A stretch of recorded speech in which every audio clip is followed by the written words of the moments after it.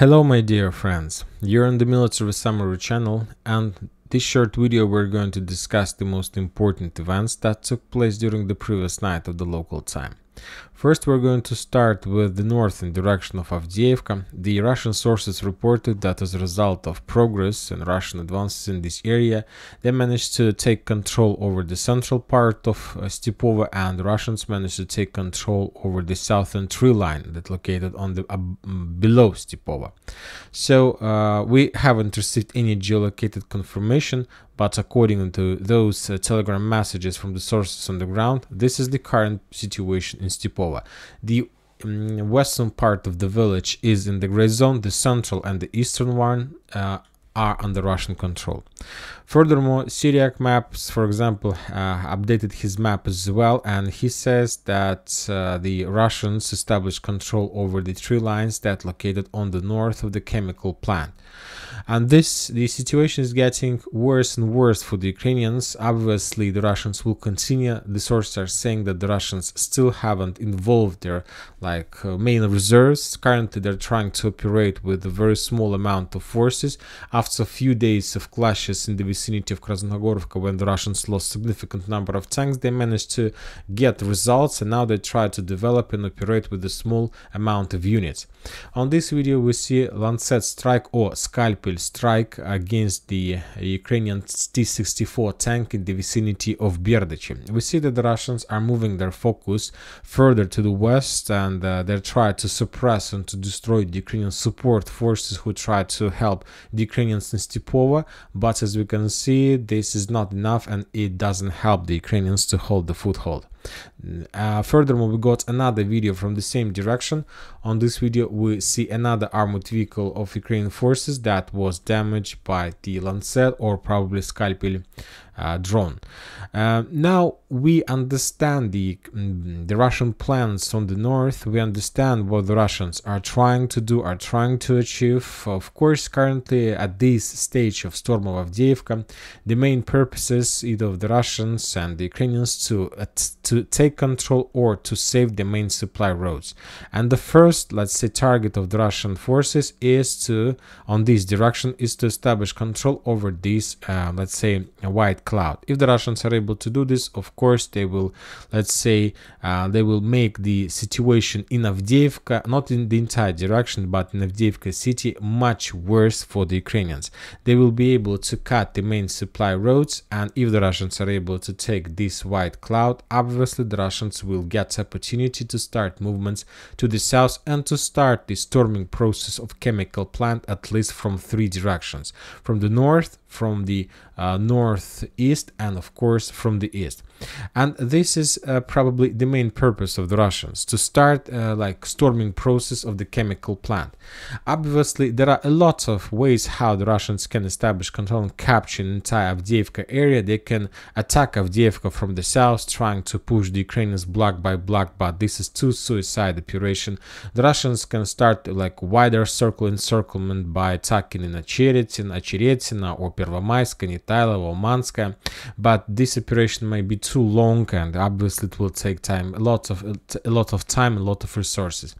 And probably the Russians took a decision to use something in the middle between very short operation, very dangerous one, and very long but less risky. They took a decision to attack somewhere on the middle line between Vadiana and Stepova. And something tells me that we are not going to see, let's say, the clashes or very big offensives for the cities like Semyonovka or Orlovka. The Russians will try to move along this black line. Something tells me, maybe I'm wrong. And if the Russians are planning to attack, to move along this black line, obviously we understand that something should happen on the south. We were talking a lot about the battle for Severna, about the battle for Toninka. Some Russian sources were saying that the Russians have already managed to capture the tree lines on the right, on the left side of Severna, and to half encircle the city village, but for some reason the Russians took a decision not to attack this area. But when talking about today, we got the first geolocation from this area for a very long time. On this video we can see how the Russian demining equipment UR-77 tried to clear the fields in front of Severna. I can't tell you for sure when exactly this video took place, this night, yesterday, maybe a week ago, but anyway, this is the current problem and the current first goal of the Russians, to clear and demine the fields for further offensive operation with tanks and armored vehicles in direction of Severnaya. No matter the situation in Avdiivka, in Stepovo, in Berdichi on the north, in Pervomayskaya on the west, the Russians need to take control over Severnaya. I'm not sure whether the Russians are going to attack Toninka, but obviously the Russians need to establish control over Severnaya if they want to continue their offensive operation and to capture, let's say, Avdiivka in a very short period of time. So this is the first goals, and obviously the Russians, if they are able to take control over Severnaya, they don't need to continue their offensive operation further in direction, let's say, of Toninka, Orlovka, and so on. The next steps of the Russian forces, as for me, obviously they will start movement to the east from Severnaya in direction of Avdiivka. They will try to maintain the gray zone, they will try to improve their positions, and they will make the as the operation calls Avdiivka news, they will try to tighten in the news every single day, but by moving in direction of Avdiivka. And so this is the southern direction, as I understand. And when talking about the northern, obviously the Russians, they don't have any other option, but they need to start storming the process of the chemical plant. Without entering the chemical plant, there are no chances to take control over entire Avdiivka. And as you can see, if the Russians can't enter chemical plant, if they can enter Severnaya, then the Avdiivka operation is about to end. And there is no need to attack Orlovka, Toninka, Berdichi, even Semyonovka. They can do everything without these cities. It's not so easy, obviously, but this is like a possible solution. Furthermore, the Ukrainians from their side continue publishing of different videos of FPV drone strikes against the Russian positions in Donetsk direction. Either the Ukrainians and the Russians concentrated significant number of forces, so we'll see what is going to be next. Some updates are coming from Orekhov direction. The clashes on the east-western part of Verbova continues. The Russians continue bombardments of Ukrainian forces. This area is not well prepared when talking about trenches and fortifications for the Ukrainians, so that's why they always need to send more and more forces in this area. The Russians see the entire territory as in front of them. They have very nice reconnaissance drones, they have artillery, so they can attack the Ukrainians during the day with artillery. During the night they are attacking the Ukrainians with FPV bombardments, and by the morning the Russians usually use small operational groups with infantry to clear the trenches. So the situation is very bad for the Ukrainians. They need always to send more and more forces to hold these territories. When talking about Kherson direction, we got some updates. The Russians during the previous night were bombing this territory heavily with TOS flamethrower systems. One more time, if the Russians use flamethrower systems against the city, that means, or village, that means that there are no more Russians in this area. So the situation is getting maybe stabilized, very critical, very bad, but stable.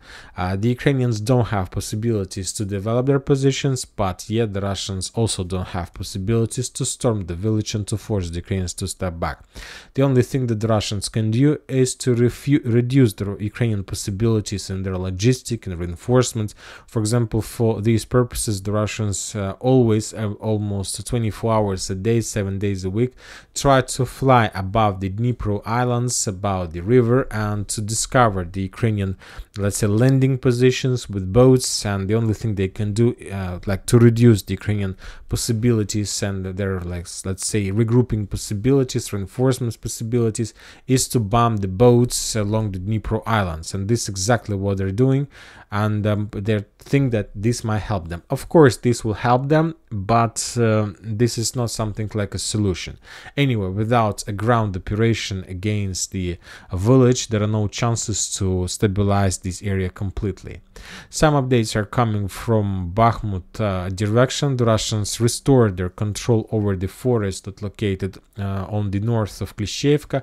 Furthermore, some Russian sources reported that the Russians managed to take control over the ruins and the trenches that located on the northern part of the village, so somewhere here.